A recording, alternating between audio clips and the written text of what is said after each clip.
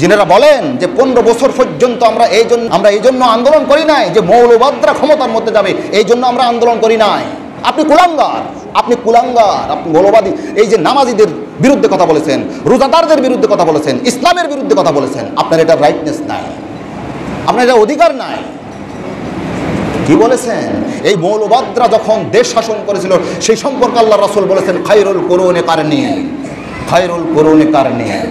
আর আপনি এখন বলতেছেন মৌলবাদীরা ক্ষমতায় যাবে, আপনারা চুষি খেতে পারবেন না, আপনাদের পথের কাটা হয়ে যাবে।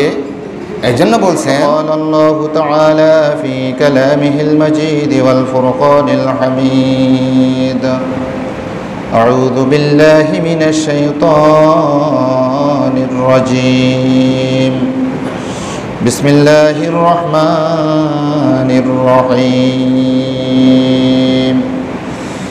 وأن تصوموا خير لكم إن كنتم تعلمون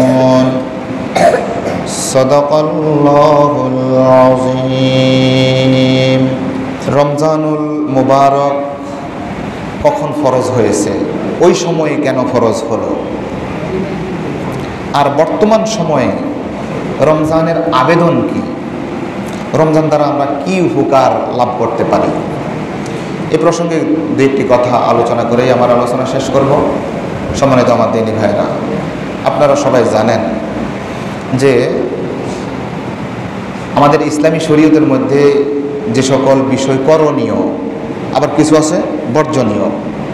করণীয় বর্জনীয় এটা একই দিনে তিনি আল্লাহ তাআলা আমাদের উপর চাপাই দেন নাই, ফরজ করেন নাই, ধারাবাহিকভাবে একটা স্তর থেকে আরেকটা স্তর, একটা বিধানের পর আরেকটা বিধান, সকল বিধান একসাথে দেন নাই।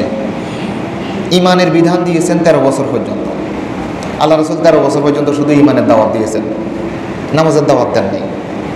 এরপরে যখন তিনি মদিনায় যাওয়ার প্রাককালে, এর আগে মিরাজে যখন গিয়েছেন, তখন রমজানের রোজা, আস্তাগফিরুল্লাহ, তখন নামাজ ফরজ হয়েছে, 5 ওয়াক্ত নামাজ ফরজ হয়েছে। এরপরে যখন তিনি 13 বছর মক্কায় থাকলেন, মদিনায় চলে গেলেন, চলে যাওয়ার পর দ্বিতীয় হিজরিতে রমজানের রোজা ফরজ হয়েছে। আমার আলোচ্য বিষয় হচ্ছে এই, এত দিন পর্যন্ত রমজানের রোজা ফরজ করেন নাই, দ্বিতীয় হিজরিতে গিয়ে কেন আল্লাহ তাআলা রমজানের রোজাটা ফরজ করেছেন? এটার যৌক্তিকতা কি, এটার সার্থকতা কি, এটার বিজ্ঞানভিত্তিক জবাব কি? এর আগেও তো দিতে পারতেন, এর পরেও তো দিতে পারতেন। এই জবাবটা দেওয়ার পূর্বে আমাদেরকে আরেকটা বিষয় আপনাদের নজরে রাখা দরকার। আল্লাহ তাআলা তার রাসূলকে, মুহাম্মদুর রাসূলুল্লাহ সাল্লাল্লাহু আলাইহি ওয়াসাল্লাম, আমাদের নবীজিকে এই দুনিয়ার মধ্যে পাঠাইছেন একটা বিশেষ মিশন নিয়ে, বিশেষ কাজ নিয়ে। এই কাজটা আল্লাহ তাআলা 3 সূরার 3 জায়গার মধ্যে তিনি উল্লেখ করেছেন। সূরা তাওবার মধ্যে উল্লেখ করেছেন, সূরা ফাতাহের মধ্যে উল্লেখ করেছেন, সূরা সফের মধ্যে উল্লেখ করেছেন। কয় জায়গার মধ্যে? 3 জায়গার মধ্যে আল্লাহ তাআলা কেন তার রাসূলকে পৃথিবীর মধ্যে পাঠিয়েছেন এটা তিনি খোলাসা করেছেন। তিনি বলেছেন, হুয়াল্লাযী আরসালা রাসূলাহু বিল হুদা ওয়া দীনিল হক লিইয়ুযহিরাহু আলাদ দীনি কুল্লিহি ওয়ালাউ কারিহাল মুশরিকুন। 2 জায়গার মধ্যে আছে ওয়ালাউ কারিহাল মুশরিকুন, আর সূরা ফাতার মধ্যে আছে ওয়া কাফা বিল্লাহি শাহীদা হুয়াল্লাযী আরসালা রাসূলাহু বিল হুদা ওয়া দীনিল হক লিইয়ুযহিরাহু আলাদ দীনি কুল্লিহি ওয়া কাফা বিল্লাহি শাহীদা।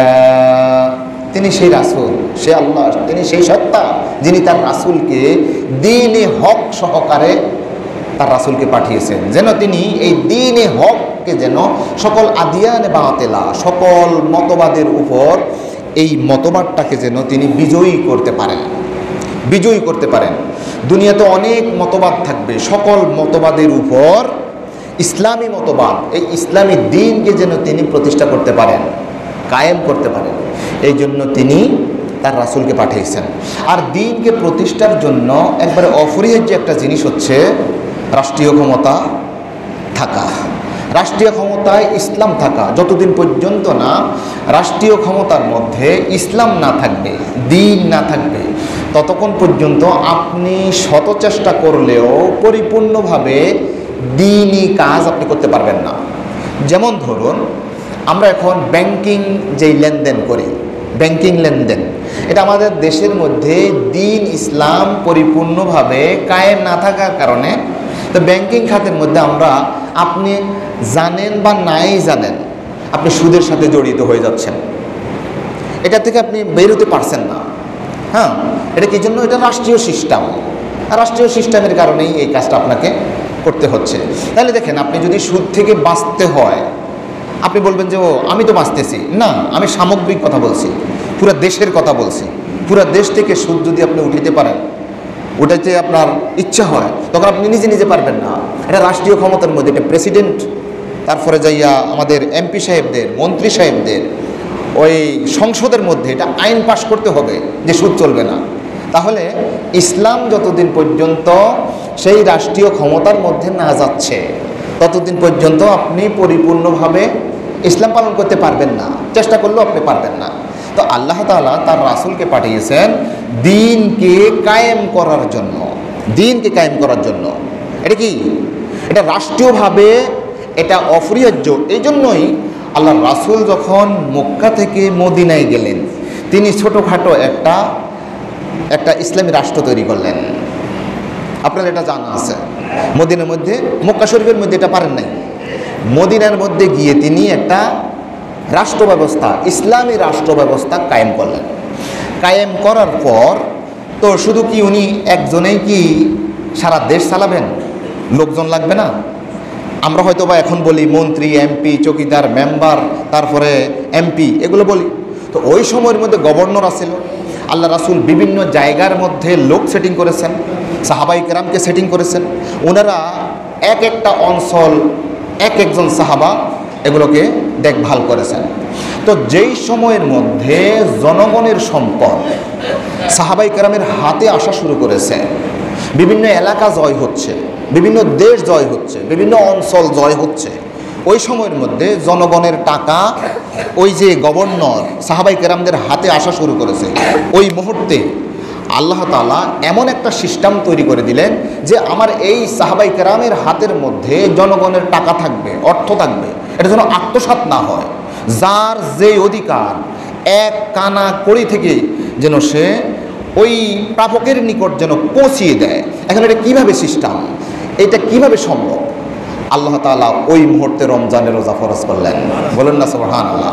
অর্থাৎ রাষ্ট্রীয় ক্ষমতার মধ্যে যখন আল্লাহ রাসূল আসলেন, আসার পর জনগণের সম্পদ যখন ওনাদের হাতে আসা শুরু করেছে, ওই মুহূর্তে আল্লাহ তাআলা রমজানের রোজা ফরজ করেছেন। আমি কি কথা বুঝাইতে পেরেছি? আপনি বলবেন যে ওই সময়ের মধ্যে রমজানের রোজা ফরজ করে লাভ হয়েছে কি? আমি লাভটা আপনাদেরকে বলবো, লাভটা আপনাদেরকে বলবো। এই লাভটা বলার পূর্বে আপনাদেরকে আরেকটা কথা বলি। আল্লাহ রাসূল আলাইহিস সালাতু ওয়াস সালাম খায়বর যুদ্ধের মধ্যে তিনি গেলেন। যাওয়ার পর সেখানে অনেক সাহাবায়ে কেরাম সহ অনেকেই শাহাদাত বরণ করেছেন, অনেকেই শাহাদাত বরণ করেছেন। যুদ্ধের নাম কি বলেন তো দেখি? খায়বর যুদ্ধ। বদর যুদ্ধ, উহুদ যুদ্ধ, খায়বর যুদ্ধ একটা যুদ্ধ আছে যেটা ইহুদিদের বিরুদ্ধে এটা পরিচালিত হয়েছিল। তো ওই সময়ের মধ্যে অনেক সাহাবায়ে কেরাম ইন্তেকাল করলেন। তো যারা জীবিত সাহাবা আছে ওনারা বলতেছেন ফুলানুন শহীদুন, ফুলানুন শহীদুন, ফুলানুন শহীদুন। দেখা যাচ্ছে যে সবাই মরা অবস্থায় পড়ে আছে। তো সাহাবারা বলতেছেন উনি শহীদ, ওই তো উনি শহীদ, ওই তো উনি শহীদ, আল্লাহ রাসূলও বর্তমান। তো একজন সম্পর্কে বলতেছে যে ইনি শহীদ। যখন এই কথাটা বললেন, আল্লাহ রাসূল সঙ্গে সঙ্গে বলেন, না কাল্লা ইন্নী রাআইতুহু ফিন্নার ফি বুরদাতিন গাল্লাহা আও কামা ক্বালা রাসূলুল্লাহ সাল্লাল্লাহু আলাইহি ওয়াসাল্লাম। আল্লাহ রাসূল বলছেন, এই আমার সাহাবা, কি বলতেছো? ইনি শহীদ, ইনি শহীদ, উনি শহীদ, সবাই শহীদ বলতেছো, খবরদার। এই যে এই সম্পর্কে যে বলছো ইনি শহীদ, খবরদার না। আমি তাকে জাহান্নামের মধ্যে দেখেছি। সেটা হচ্ছে জনগণের সম্পদ থেকে একটা চাদর তিনি চুরি করে রেখে দিয়েছিলেন, যেটা জনগণের ছিল, যুদ্ধলব্ধ। এটাকে গনিমতের মাল বলা হয়। গনিমতের মাল এটা সর্বসাধারণের, সবার, জনগণের সবার অধিকার রয়েছে। তো সেখান থেকে আমি দেখেছি এই লোকটা যাকে তোমরা বলতেছো ফুলানুন শহীদুন, ইনি শহীদ হয়ে গেছে, ধর্মযুদ্ধে শাহাদাত বরণ করেছেন, তোমরা বলতেছো ইনি শহীদ। না না, আমি দেখতেছি তোমরা তো শহীদ কোথায় বলতেছো, আমি তো তাকে জাহান্নামের মধ্যে দেখছি। জনগণের একটা চাদর সে চুরি করে রেখে দিয়েছিল, গোপনে রেখে দিয়েছিল। এই হাদিসটা আমি এই জন্য বলেছি যে আল্লাহ রাসূল আলাইহিস সালাতু ওয়াস সালাম জানতে যে এই জনগণের সম্পদ যদি কেউ আত্মসাৎ করে তাহলে সে ধর্মযুদ্ধে আমি মুহাম্মদ সাল্লাল্লাহু আলাইহি সাল্লামের সাথে সাহাবায়ে কেরামদের সাথেও যদি যুদ্ধ করে নিহত হয় তিনিও শহীদ হবেন না। তাহলে দেখেন জনগণের সম্পদটা কত গুরুত্বপূর্ণ, কত গুরুত্বপূর্ণ। এখন দেখেন এটা জনগণের সম্পদ, আর এটা আমি বিভিন্ন কলা কৌশল করে আমি আমার নিজের পকেটের মধ্যে ঢুকালাম। এখন আপনি এখান থেকে রোধ করবেন কিভাবে? একমাত্র রমজানের রোজাই একজন মানুষকে এই দুর্নীতি থেকে, এই আত্মসাৎ থেকে বাঁচাতে পারে, অন্য কোনো পন্থায় আর করা যাবে না। আল্লাহ তাআলা তার রাসূলের উপর দ্বিতীয় হিজরির যখন ওনাদের হাতের মধ্যে ক্ষমতা এসেছে, প্রারম্ভিক কালে শুরুতেই এমন একটা সিস্টেম, এমন একটা মহৌষধ, এমন একটা পদ্ধতি তিনি ফরজ করে দিলেন, এখন আর জনগণ মানুষের সম্পদ নিজের পকেটে ঢুকানোর আর কোনো সিস্টেমই নাই, কোনো সিস্টেমই নাই।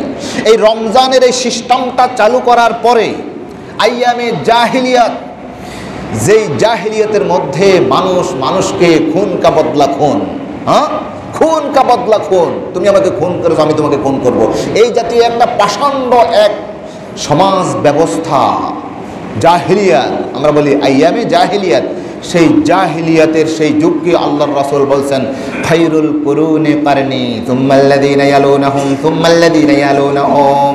সারা পৃথিবীর মধ্যে কোনো যুগ যদি শ্রেষ্ঠ হয়ে থাকে আমি মুহাম্মদ সাল্লাল্লাহু আলাইহি সাল্লামের সেই যুগ, আর আমার পরের যেই যুগ মানে সাহাবায়ে কেরামের যুগ, তার পরের যেই যুগ অর্থাৎ তাবেঈনদের যুগ। আল্লাহ তাআলার এই রমজানের সিস্টেমের কারণে এই তাকওয়া ভিত্তিক সমাজ পরিচালনার জন্য, দেশ পরিচালনার মাধ্যমে আল্লাহ তাআলা আইয়ামে জাহিলিয়াতকে কোন পর্যায়ে নিয়ে গিয়েছেন? স্বর্ণালী যুগ, খায়রুল কুরুনি কারনি, সবচেয়ে উন্নত মানের যুগ হচ্ছে আমার যুগ। বলুন না সুবহানাল্লাহ। এই রমজান ছাড়া অন্য কোনো পদ্ধতিতে জনগণের সম্পদ নিজের পকেটের মধ্যে ঢুকানো থেকে বিরত রাখার অন্য কোনো সিস্টেম নাই, অন্য কোনো সিস্টেম নাই। যখনই আপনি মানুষের সম্পদটা আপনার পকেটের মধ্যে ঢুকাতে চাইবেন তখনই মনে উঠবে ইন্না লিল্লাহ, কিরে আমি না আল্লাহকে ভয় করি, আমি না আল্লাহকে ভয় করি, এটা তো আমার সম্পদ না, এটা তো অমুকের সম্পদ। সম্মানিত আমার দ্বীনি ভাইরা, হযরত আবু হুরায়রা রাদিয়াল্লাহু তাআলা আনহু তিনি ছিলেন আহলুস সুফফা।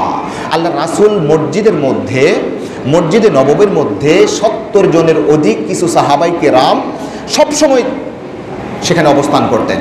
আল্লাহ রাসূলের মুখ নিঃসৃত, পবিত্র মুখ নিঃসৃত কোনো একটা কথা বের হলেই ও সাহাবায়ে কেরাম মুখস্থ করে ফেলতেন।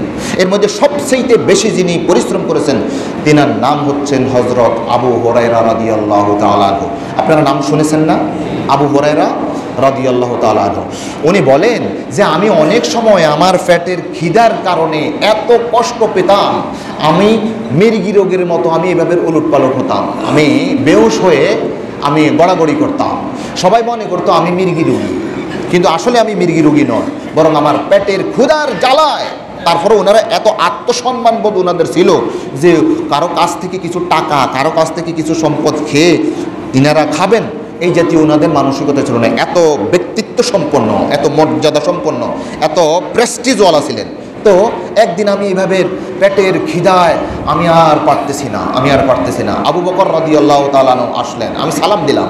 সালাম দিয়ে আমি ওনার সাথে একটু কথা বলা শুরু করলাম। কথা বলবো কি? আমি বললাম, ভাই আবু বকর, আচ্ছা আপনি আমাকে ওই কোরআনুল কারীমের ওই আয়াতটা সম্পর্কে একটু বলেন তো দেখি। আমি কিন্তু কোরআনের আয়াত সম্পর্কে জানা আমার উদ্দেশ্য ছিল না। আমার উদ্দেশ্য হচ্ছে আমার যেই দুর্বলতা, আমি অভুক্ত অবস্থায় কথা বলছি, উনি একটু বুঝতে পারেন কি না, বুঝলে হয়তো বা উনি বাড়ি থেকে আমার জন্য কিছু আনবেন। কিন্তু আমি বললাম, আবু বকর আমাকে রাদিয়াল্লাহু তাআলা আনহু আমাকে ওই আয়াত সম্পর্কে একটু বলেন তো দেখি। তো তিনি ওই আয়াত সম্পর্কে বলে চলে গেলেন। তখন আমি বললাম, আহারে আমার উদ্দেশ্য সফল হলো না। আমি চাইছিলাম আমার আওয়াজ, আমার টোন দেখে উনি বুঝতে পারবে যে আমি অভুক্ত অবস্থায় আছি, বুঝলেন না। কিছুক্ষণ পর হযরত ওমর রাদিয়াল্লাহু তাআলা যাচ্ছেন। তো উনি যখন যাচ্ছেন তখন আমি বললাম, আসসালামু আলাইকুম রাহমাতুল্লাহ। ভাই ওমর, কোরআনুল কারীমের ওই আয়াতটা সম্পর্কে একটু আমাকে বলেন তো দেখি, তাফসীর করেন তো দেখি। তো উনি আমাকে ওই আয়াত সম্পর্কে বুঝাই শুনাই আমাকে চলে গেলেন। আমার উদ্দেশ্য কিন্তু ওই কোরআনের আয়াত সম্পর্কে জানা ছিল না। আমার উদ্দেশ্য ছিল আমি যে দুর্বল হয়ে গিয়েছি, আমাকে একটু খাদ্য দেন।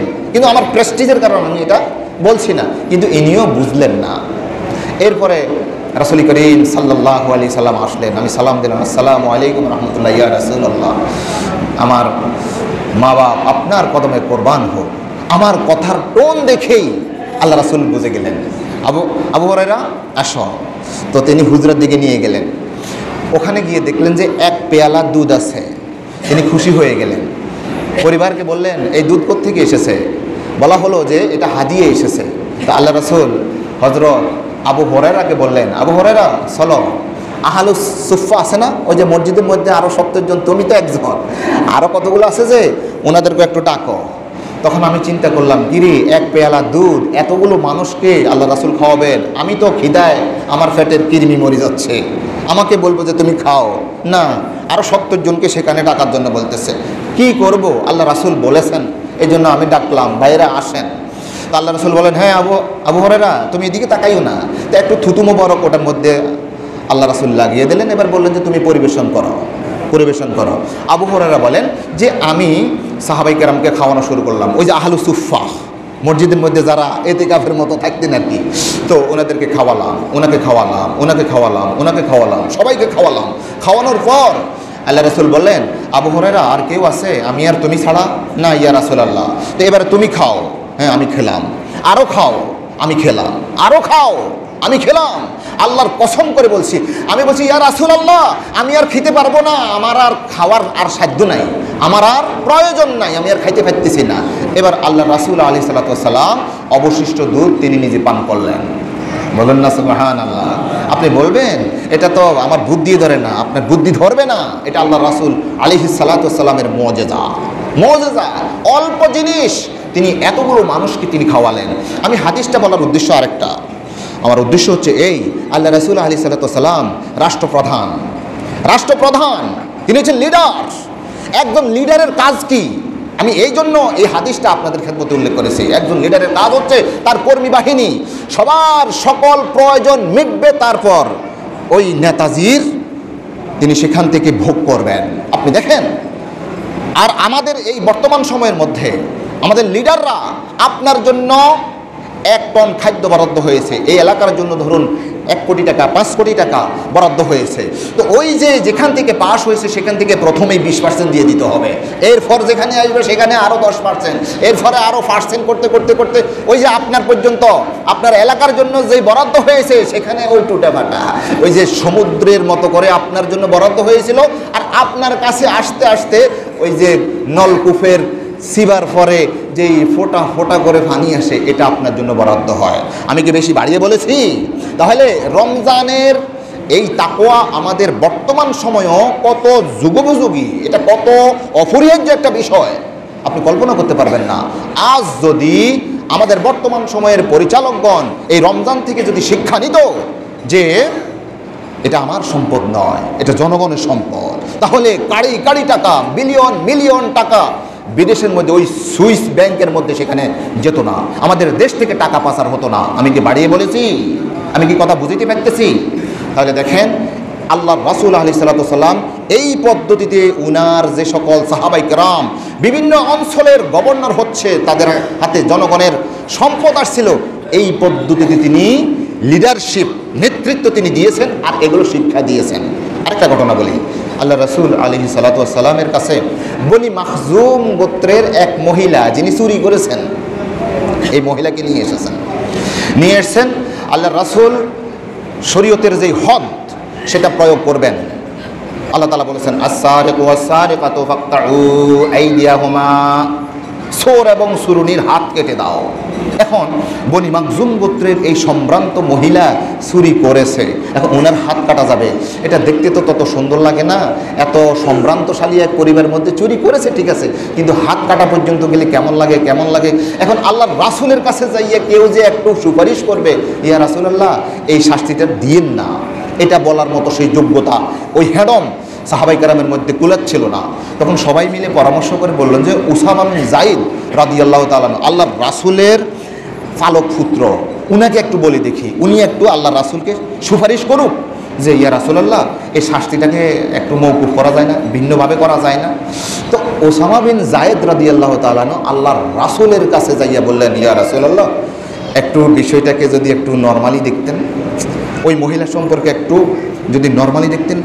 তালাওয়ানা ওয়াজহু রাসূলিল্লাহ সাল্লাল্লাহু আলাইহি সাল্লাম, এটা শোনার পরে পরেই আল্লাহর রাসূল আলাইহিস সালাতু ওয়াস সালামের যে চেহারা মোবারক ছিল তা রক্তিম বর্ণ ধারণ করলো, গোসায় তিনি ফেটে যাচ্ছিলেন। কি ব্যাপার, আতুকাল্লিমুনি ফি হাদ্দিন মিন হুদুদিল্লাহ, তোমরা কি আল্লাহর হদ কায়েম করতে তোমরা আমাকে বাধা দিচ্ছ, সেই বিষয়ে কথা বলতে আসছো? খবরদার, ফাইন্নামা আহলাকান নাসা ক্বাবলাকুম আন্নাহুম কানু ইযা সারাকা ফিহিম শারীফ, শোনো তোমাদের পূর্ববর্তী অনেক জাতি ধ্বংস হয়ে গেছে, আল্লাহ রাব্বুল আলামিন তাদেরকে ধ্বংস করে দিয়েছে। তাদের মধ্যে যখন সম্ভ্রান্ত কোনো পরিবারের কেউ চুরি করতো তাদেরকে রেখে দিত, কোনো অপরাধ করলে এটা 7 খুন মাফ। আর ওই যে একেবারে দরিদ্র শ্রেণীর কোনো নিঃস্ব কেউ যদি একবারে প্রেস্টিজওয়ালা নাই, নিম্ন বংশের যদি হয়, তার উপর কিন্তু ঠিক মতোই ওই শাস্তিটা প্রয়োগ হতো। এটার কারণে আল্লাহ তাআলা পূর্ববর্তী অনেক জাতিকে ধ্বংস করে দিয়েছেন। তোমরা আসছো আমার সাথে কথা বলার জন্য, খবরদার শোনো, এই ছুরিটা যদি সেনা ফাতিমা বিনতি মুহাম্মাদিন সাল্লাল্লাহু আলাইহি সাল্লাম লাউ সারাকাত লা কাতাতুহা, খবরদার শোনো, এই চুরি যদি আমি মুহাম্মদ সাল্লাল্লাহু আলাইহি সাল্লামের মেয়ে ফাতিমা যদি চুরি করত, আমি অবশ্যই তার হাতও আমি কেটে দিতাম। দেখুন একজন লিডার, একজন প্রশাসক, একজন রাষ্ট্রনায়ক কিভাবে তিনি তার শাস্তি প্রয়োগ করছেন। তিনার নিজের কন্যাও যদি হতো তাহলে তার হাতও তিনি কেটে দিতেন। আজকের বর্তমান সময়ের মধ্যে আমার দলের লোক ব্যাস 7 খুন মাফ, আর আমার বিরোধী দলের এইটা এমনি করলো কেন, এর চাইতে আরো কত নর্মাল কাজটা করেছে, না এটা করবে কেন, করছে কেন, তার জন্য শাস্তি। আর ইনি আমার কর্মী বাহিনী, ব্যাস ইনার আর কোনো কিছু নেই। তাহলে রমজানের রোজা ফরজ হয়েছে 2য় হিজরিতে, এটা কি জন্য? আইনের প্রয়োগ হওয়ার জন্য। আল্লাহ রাসূল যখন রাষ্ট্রপ্রধান ছিলেন, সাহাবায়ে কেরাম যখন বিভিন্ন অঞ্চলের গভর্নর হচ্ছিলেন, জনগণের সম্পদ যখন ওনাদের হাতে আসতেছিলেন, তখন এই রমজানের রোজা ফরজ করেছেন। সম্মানিত হাজরিন, আল্লাহ রাসূল আলাইহিস সালাতু ওয়াস সালামের এই তাকওয়া ভিত্তিক জীবন সাহাবায়ে কেরাম গ্রহণ করেছেন। খায়রুল কুরুনি কারনি সুম্মাল্লাযিনা ইয়ালুনাহুম সুম্মাল্লাযিনা ইয়ালুনাহুম, হযরত আবু বকর রাদিয়াল্লাহু তাআলা আনহু আল্লাহ রাসূল থেকে রমজান থেকে শিক্ষা গ্রহণ করেছেন। কি, যখন আল্লাহ রাসূল আলাইহিস সালাতু ওয়াস সালাম ওফাত বরণ করলেন, ইন্তেকাল করার পর হযরত আবু বকর রাদিয়াল্লাহু তাআলা আনহুকে সবাই মিলে, সকল সাহাবায়ে কেরাম মিলে বলছেন যে আপনি আমাদের মধ্যে সর্বশ্রেষ্ঠ, আপনি আমাদের নেতৃত্ব দিবেন। দেখুন রমজান থেকে ওনারা কি শিক্ষা পেয়েছেন। হযরত আবু বকর রাদিয়াল্লাহু আনহু উনি দায়িত্ব পাওয়ার পরে যেই ভাষণটা দিয়েছিলেন, এই ভাষণটা ইতিহাসের স্বর্ণালী অক্ষরে লেখা থাকবে কিয়ামত পর্যন্ত। তিনি বলেছেন আলহামদুলিল্লাহ ওয়াসসালাতু ওয়াসসালামু আলা রাসূলিল্লাহ, ইন্নী কাদ উল্লিতু আলাইকুম আলাস্তু বিখাইরিকুম ফাইন রাআইতুমুনি আলা হাক্কিন ফাআইনুনি ওয়া ইন রাআইতুমুনি আলা বাতিলিন ফাসাদ্দিদুনি ফালা তুতিউনি। শোনো, তোমরা সবাই মিলে আমাকে তোমাদের নেতৃত্ব দেওয়ার জন্য প্রেসিডেন্ট বানিয়েছো, আমির বানিয়েছো। শোনো, আসল কথা হচ্ছে আমি তোমাদের সাথে শ্রেষ্ঠ নই। দেখেন একজন রাষ্ট্রপ্রধান, উনারা রমজান থেকে কি শিক্ষা গ্রহণ করেছেন। হযরত আবু বকর রাদিয়াল্লাহু আনহু বলেন যে তোমরা আমাকে নেতা বানাইছো, আমাকে তোমাদের প্রেসিডেন্ট বানাইছো, লাস্তু বিখাইরিকুম, আমি তোমাদের চাইতে শ্রেষ্ঠ নই। যদি তোমরা দেখো আমি হকের মধ্যে আছি তাহলে তোমরা আমার অনুসরণ করিও, আর যদি আমি বাঁকা পথে চলি, ফাইন রাআইতুমুনি আলা বাতিলিন ফাসাদ্দিদুনি, যদি আমাকে শরীয়ত থেকে একটু বিচ্যুত হয়ে যাচ্ছি তোমরা যদি দেখতে পাও, আমাকে সবাই মিলে সোজা করে দিবা।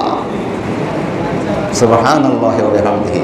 সেই আবু বকর রাদিয়াল্লাহু তাআলা আনহু নেতৃত্ব গ্রহণের পরেও, বাদশাহ, প্রেসিডেন্ট, আমির হওয়ার পরেও তিনি ব্যবসা বাণিজ্য করতেন, কাপড়ে ব্যবসা করতেন। হযরত ওমর রাদিয়াল্লাহু আনহু বলেন, না আমিরুল মুমিনিন, খলিফাতুল মুসলিমিন, আপনাকে তো এই কাজে যদি আপনি যদি আপনার পরিবার চালানোর জন্য আপনি যদি এখনও সেই ব্যবসা বাণিজ্য করেন, তাহলে জনগণকে দেখা করবে কে? এই খেলাফত ব্যবস্থা কে টিকে রাখবে? আমার তো অন্য কোনো ইনকাম নাই, আমি কি করব? শুনেন, আমরা বরাদ্দ করে দিচ্ছি আপনার পরিবারের জন্য যা যা দরকার রাষ্ট্রীয় কোষাগার থেকে বাইতুল মাল থেকে সেটা আপনাকে দেয়া হবে। ঠিক আছে, ন্যূনতম বলেন যে না এতটুকু না না না আরেকটু কম দেন। একজন প্রেসিডেন্ট রমজান থেকে যেই শিক্ষা গ্রহণ করেছেন তিনি বলছেন না না আমার এত দরকার নাই, আরো কমাও আরো কমাও আরো কমাও, না না এর চাইতে আর কম কোনো পরিবার চলতে পারে না। তিনি বললেন আচ্ছা ঠিক আছে, একটা নির্দিষ্ট পরিমাণ ভাতা হাদিয়া অনুদান এনার পরিবারের জন্য কি হলো বরাদ্দ হলো। তো কিছুদিন পরে ওনার ওয়াইফ ওনাকে বলছেন শুনেন আমার একটু মিষ্টি খাওয়ার হাঁস হয়েছে, মিষ্টি খাবো, মিষ্টান্ন জিনিস খাবো। তো তিনি বলছেন আমার কাছে কোনো অতিরিক্ত কোনো টাকা পয়সা নাই, অন্য কোনো টাকা পয়সা নাই। আচ্ছা ঠিক আছে, আজ এই পর্যন্ত কথা বলার পরে তো প্রত্যেক দিন ওনার স্ত্রী ওনার ওয়াইফ যেই বরাদ্দ আসিল ওই সরকারি কোষাগার থেকে বাইতুল মাল থেকে, তো সেখান থেকে ওই পরিমাণ থেকে কিছু কিছু কমিয়ে কমিয়ে কমিয়ে কমিয়ে একটা পাত্রের মধ্যে জমা করছে। তো একদিন হযরত আবু বকর রাদিয়াল্লাহু আনহু খলিফাতুল মুসলিমিন আমিরুল মুমিনিন ওনার কাছে বললেন জি ধরেন এই জিনিসগুলো বিক্রি করে আমি যে বলেছিলাম একটু মিষ্টি দ্রব্য কিনবো একটু কিনে আনেন, এটা কোথায় পাইছো? যে আমি প্রত্যেক দিন কিছু কিছু জমা করে এগুলো করেছি। ওই মুহূর্তে তিনি আজান দিলেন, এই বেলাল কই আজান দাও, আন টাইমের আজান। কি ব্যাপার, এখন তো আজানের সময় হয় নাই, নামাজের সময় হয় নাই, এখন কিসের আজান? সবাই আসলো, আসার পরে তিনি বললেন আমি তোমাদেরকে বারবার বলেছি আমার এত লাগবে না, তোমরা বলছো না এত লাগবে, এখন দেখো। তিনি হিসাব করে দেখলেন যে এই যে 20 দিনের জন্য এই 20 দিনে এই এক মোট করে এতগুলো হয়েছে, এটাকে 20 দিন দিয়ে ভাগ দিয়ে এত পরিমাণ। শোনো আমি তোমাদেরকে আগেও বলেছিলাম আমার এত লাগবে না, এই আমার পরিমাণটা এগুলো নিয়ে যাও রাষ্ট্রীয় কোষাগারের মধ্যে ঢুকাই দাও, আর আমাকে এই পরিমাণ কম দিলেও চলবে। বলুন না সুবহানাল্লাহ। রমজানের রোজা থেকে সাহাবাই কেরাম কি শিক্ষা গ্রহণ করেছে আর আমাদের নেতৃবৃন্দ কি শিক্ষা গ্রহণ করছে। তিনি বলতেন কাশেকে মাদার নাজাদে মরমরা ইয়া মোরাশিরে বেখরদি দরচেরা। আরে আবু বকর তোকে তোর মা কেন জন্ম দিছে? আর জন্ম দিছে যদি ছোট অবস্থায় বাঘে খাই ফেলতো, শিয়ালি খাই ফেলতো, তাহলে তো তোকে আর সেই কঠিন হাসরের দিনে জনগণের এই দায়িত্ব সম্পর্কে তোকে আর জিজ্ঞাসা করা হতো না। দেখেন এই অনুভূতি তারা রমজানের রোজা থেকে পেয়েছেন। আমরা হযরত ওমর রাদিয়াল্লাহু তাআলা আনহু ঠিক এমনিভাবে তিনি বলেছেন যে ফুরাত নদীর তীরে যদি একটা চর্ম রোগগ্রস্ত ছাগিও যদি অনাহার অবহেলায় চিকিৎসার অভাবে যদি মারা যায়, তাহলে কাল কঠিন হাসরের ময়দানে এই ওমরকে জিজ্ঞাসাবাদ করা হবে। অর্ধ দুনিয়ার প্রেসিডেন্ট হযরত ওমর রাদিয়াল্লাহু তাআলা আনহু এই কথা বলেছেন। আপনি খেয়াল করেছেন হযরত ওমর রাদিয়াল্লাহু তাআলা আনহু হাঁটতে একদিন তিনি ছদ্মবেশে যাচ্ছেন, দেখলেন যে একটা মহিলা তার পাশে কিছু ছেলেবেলেও একটু চেঁচামেচি করতেছে, আম্মু এখনো হয় নাই। ওই মাটা কি করতেছে, আগুন জ্বালাইয়া উপরে একটা উনুনের মধ্যে খালি পাতিলের মধ্যে কিছু পানি দিয়ে সেখানে তিনি একটু গরম দিচ্ছেন, রান্নার একটা ভান করতেছেন, আর ছেলে মেয়েরা বলতেছে আম্মু এখনো হয় নাই। হযরত ওমর রাদিয়াল্লাহু তাআলা এটা দেখলেন, দেখার পর বললেন মা কি অবস্থা? ওই যে আমার কোনো কিছুই নাই। ওমর কেন দেশের ক্ষমতা নিয়েছে, আমরা যে এত দুঃখের মধ্যে আছি, ওমরের কাজটা কি? এই জাতীয় একটু খারাপ ভাষায় বলতেছিল, তিরস্কার করতেছিল। ওমরের কাজটা কি? আমরা যে এত কষ্টের মধ্যে আছি সে কি দেখে না? হযরত ওমর রাদিয়াল্লাহু তাআলা ভিতরে কান্না শুরু করলেন। তিনি তাৎক্ষণিকভাবে দৌড়িয়ে গেলেন বাইতুল মালের মধ্যে। তিনি নিজে কাঁধে করে এক বস্তা খাদ্য নিয়ে যখন আসছিলেন, তখন তার গোলাম বললেন খলিফাতুল মুসলিমিন আপনি আমাকে দেন, আমি বহন করে নিয়ে যাব। হয় না যেদিন আমাকে পরকালে আল্লাহ আমাকে আমার জনগণ সম্পর্কে জিজ্ঞেস করা হবে, তখন তোমাকে জিজ্ঞাসা করা হবে না, জিজ্ঞাসা করা হবে আমাকে জিজ্ঞেস করবে, সুতরাং আমাকে বহন করতে দাও। তিনি নিজে কাঁধে করে খলিফাতুল মুসলিমিন অর্ধ দুনিয়ার প্রেসিডেন্ট, তিনি তার পিঠের উপরে সেই খাদ্য নিয়েছিলেন, সেখানে চলে গেলেন। বললেন মা ধরুন রান্না করে যখন ওই সন্তানদেরকে খাওয়াচ্ছিলেন, ওই সন্তানগুলো এবার খুশি হয়ে গেল। ওই মা বলছে আহারে কোথাকার কোন ওমর, তিনি যদি খলিফা না হয়, যদি আপনি খলিফা হতেন তাহলে কতই না ভালো হতো। ওমরকেই বলছেন যদি ওমর না হয়, যদি আপনি হতেন খলিফাতুল মুসলিমিন, তাহলে আমাদের জন্য কত না ভালো হতো। দেখেন হযরত ওমর রাদিয়াল্লাহু তাআলা রমজান থেকে কি শিক্ষা গ্রহণ করলেন। আর আমরা কি শিক্ষা গ্রহণ করছি? আজকের এই প্রেক্ষাপটে আমাদের যারা নেতৃবর্গ, আমি গতকালও বলেছিলাম, যিনারা বলেন যে 15 বছর পর্যন্ত আমরা এই জন্য স্বাধীনতা সংগ্রাম, আমরা এই জন্য আন্দোলন করি নাই যে মৌলবাদরা ক্ষমতার মধ্যে যাবে, এই জন্য আমরা আন্দোলন করি নাই। আপনি কুলাঙ্গার, আপনি কুলাঙ্গার, আপনি মৌলবাদী। এই যে নামাজিদের বিরুদ্ধে কথা বলেছেন, রোজাদারদের বিরুদ্ধে কথা বলেছেন, ইসলামের বিরুদ্ধে কথা বলেছেন, আপনার এটা রাইটনেস নাই, আপনার এটা অধিকার নাই। কি বলেছেন? এই মৌলবাদরা যখন দেশ শাসন করেছিল সেই সম্পর্কে আল্লাহ রাসূল বলেছেন খায়রুল কুরুনি কারনি, খায়রুল কুরুনি কারনি। আর আপনি এখন বলতেছেন মৌলবাদীরা ক্ষমতায় যাবে, আপনারা চুষি খেতে পারবেন না, আপনাদের পথের কাটা হয়ে যাবে, এই জন্য বলছেন, এই জন্য আপনি বলছেন। সম্মানিত আমার দিনী ভাইরা, আমার আলোচনা আমি শেষ করে আনতেছি। তাহলে দেখেন, আল্লাহ রাসূলের জমানার মধ্যে এই রমজানের রোজার যেই প্রভাব ছিল, আইয়ামে জাহেলিয়াতকে তিনি বলেছেন সর্বশ্রেষ্ঠ যুগে পরিণত করেছেন রমজানের শিক্ষা দিয়ে। সাহাবাই কেরাম, বিশেষ করে খোলাফায়ে রাশিদিনের সেই যুগ, স্বর্ণালী যুগ, যেটা আমাদের সারা পৃথিবীর জন্য, কিয়ামত পর্যন্ত মুসলমানদের জন্য, অমুসলিমদের জন্য এটা একটা মডেল, এটা আদর্শ। আল্লাহ তাআলা যেন আমাদেরকে রমজানের সেই রোজা থেকে আমাদের নেতৃত্ব, আমাদের কর্মী বাহিনী যেন আমরা সেইভাবে তৈরি করি। আমরা কর্মীরা যেভাবে সোলাই খেতে পারি, আমাদের সেই স্বাধীনতা এখন। আমরা যারা লিডার আছি, আমরাও যেভাবে খেতে পারি। কোথায় কি রোজা কি শিক্ষা দিল? তো খা, প্রথমে জমা তোর নিজের জন্য, অনেকদিন অভুক্ত আসত, খা প্রথমে। নাউজুবিল্লাহি মিন যালিক।